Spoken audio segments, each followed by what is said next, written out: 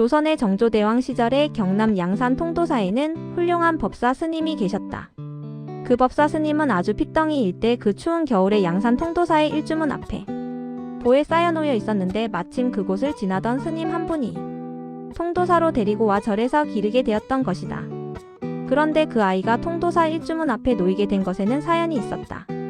어느 날 젊은 부인이 한 사람 찾아와 주지 스님을 칭견하였는데 그때 갓난 아이를 보듬고 왔었다. 그 젊은 보살이 주지 스님에게 말하기를 스님 제가 이 절에서 무슨 일이든지 다 하겠습니다. 공양주도 잘할 수 있습니다. 그러니 이 엄동설안에 우리 모자는 굶어 죽지 않으면 눈 속에 얼어 죽을 것 같으니 해동을 할 때까지만이라도 제가 여기서 일을 하면서 이 갓난 아이와 같이 지낼 수 있도록 도와주십시오.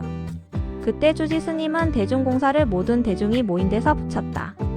그때의 결론은 안 된다는 것이었다. 이유는 단 한 가지.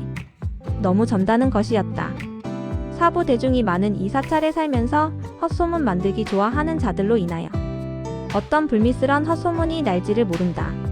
젊은 스님 누군가와 눈이 맞아 애를 놓았다느니 아니면 젊다 보니 앞으로 있을 어떤 스님과의 연분이 생길 수도 있기 때문에 이곳에 있을 수 없다는 것이었다.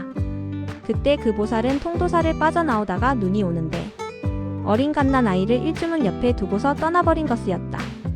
그것을 다른 스님이 지나다 데리고 와서 키운 것이었다. 그런데 그 아이가 크면서 얼마나 신통한지 스님들이 법문을 하실라 치면 늘 앞에 정자하고 앉아서 요지부동도 않은 채 듣는 즉시 외워버리는 것이었다. 그러다 나이 18세의 훌륭한 법사 스님이 되셨다. 그 스님이 법문을 하실 때면 사방천지에서 구름처럼 사람이 모여들었다. 그렇게 세월이 흘렀다. 그날도 그 법사 스님이 법문을 하고 계실 때 법문을 듣고 있던 어떤 노부살님이 혼자말로 대체 저 법사 스님의 어머니는 어떤 분일까?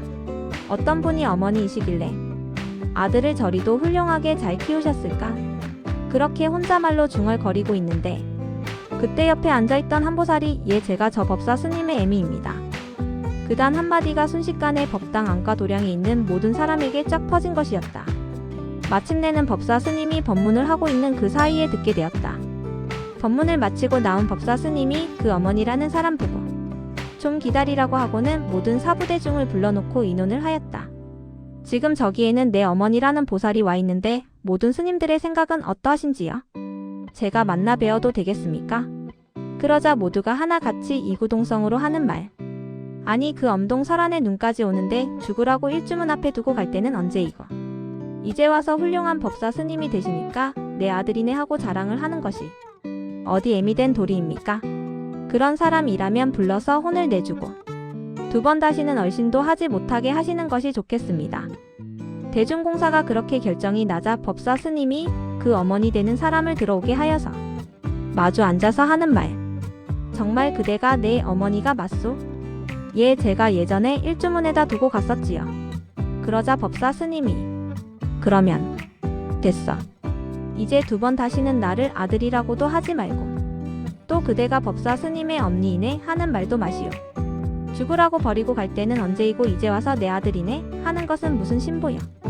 그러니 앞으로는 내 법문을 들으러 오는 것은 좋으나 절대로 어디 가서 법사 스님이 내 아들이란 소리는 마시고 두 번 다시는 나를 아는 채도 마시구려. 그러면서 어머니를 돌려보냈던 겁니다. 그 무렵 정조대왕의 귀에도 양산의 통도사에는 아주 훌륭한 법사 스님이 있는데 그 스님이 법문을 할 때면 사람들이 구름처럼 모여든다는 소문이 들린 것이다. 그 소문을 듣고 있던 정조대왕이 그럼 그토록 훌륭한 법사 스님을 낳으신 어머니가 있을 테니 양산으로 내려가서 그 어머니를 모시고 오도록 하시오. 어명을 받고 양산 통도사로 내려온 신하들이 다시 정조대왕에게 자초지종을 모두 고하자 정조대왕이 통도사의 법사 스님에게 편지 한 통을 전했었다. 세상에 어느 누가 자신을 좋아한다 사랑한다 하여도 그 어찌 자신을 낳아준 어머님만큼이나 하리요. 내가 듣기로는 그 추운 겨울에 스님을 버렸다 하나 그것은 그렇지가 않구려.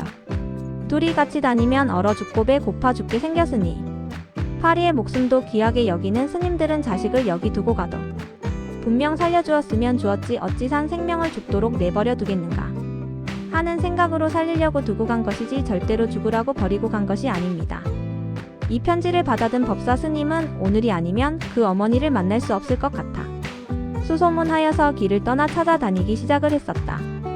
그러다 해가 거의 다질 무렵 한마을에 이르러 한 채뿐인 집에 들어가서 묻기를 혹시 이러이러한 노보살이 이 부근에 사시는 거 모르시오? 그러자 그 집에 노인이 나와서 언덕 밑에 집 한 채를 가리키며 저기 저 집인데 오늘은 불이 켜있지가 않군요.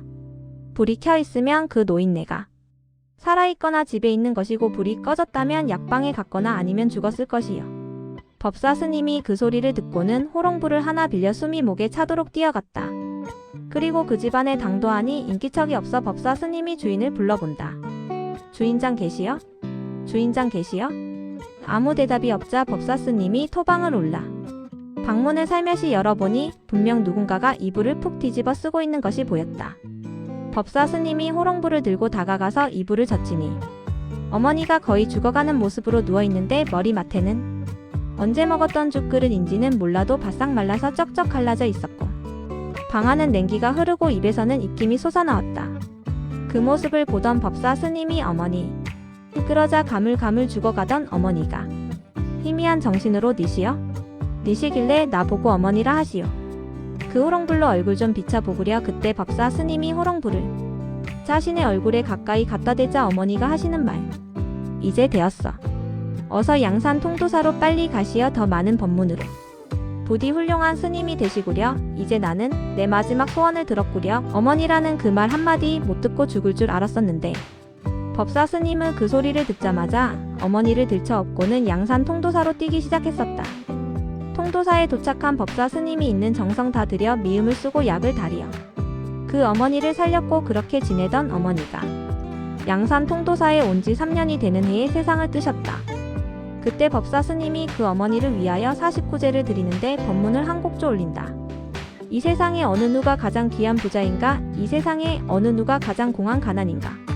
부모님이 살았을 때 가장 귀한 부자이고 부모님이 안 계시니 가장 공한 가난일세. 어머님이 살았을 땐 밝은 낮과 같더니만 어머님이 안 계시니 해가 저문 밤과 같네. 어머님이 살았을 땐 마음 든든하더니만 어머님이 안 계시니 온 세상이 텅 비었네. 그렇게 49제 마지막 막제에서 법문을 하자 그의 어머니 음성이 다시 법당안을 맴돈다. 훌륭하신 법사 스님 자랑스럽네 아드님. 어머니랑 그 한마디 다 못 듣고 갈까 봐서 조마조마하더니만 그 소원 이제 풀고 오늘 내가 떠나가니 너무 성년 마시구려. 자랑스럽네 아드님. 훌륭하신 법사 스님 자식 옆에 두고 살며 어미 소리 못 들을 때 메어지는 그 가슴은 수만 개의 송곳 끝과 같고 그 어머니 소리 듣고 귀를 번쩍 떴을 때는 세상을 다시 얻었는데 이제 내가 가는 길에 훌륭하신 법사 스님 그 법문에 감사하니 부디 좋은 법문 많이 하여 세상을 환히 밝히소서. 이제 나는 올라갑니다.